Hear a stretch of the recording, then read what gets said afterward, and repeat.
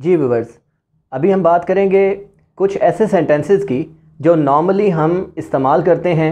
जैसे आप उर्दू में एक जुमला बोलते हैं, मुझे तंग ना करो, तो इसके लिए आप बहुत से इंग्लिश सेंटेंसेस बोल सकते हैं। ज़्यादा फेमस जो है वो है डोंट टीज़ मी, लेकिन ये है कि आप आम तौर पे बोलते हैं डोंट डिस्टर्ब मी।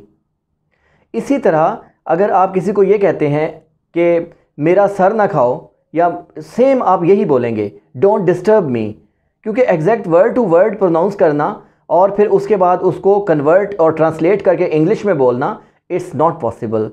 तो आप ज़्यादातर एक वर्ड जो है डोंट डिस्टर्ब मी या फिर डोंट टीज़ मी, ये वर्ड आप बोलते हैं जब कोई ये कहे कि मुझे तंग ना करो, मुझे डिस्टर्ब ना करो, मेरा सर ना खाओ। सिमिलर अगर कोई आप किसी को ये बोलना चाहते हैं कि अपने काम से काम रखो, तो आप उसको बोलते हैं माइंड योर बिजनेस। अपने काम से काम रखो, इसका मतलब माइंड योर बिजनेस।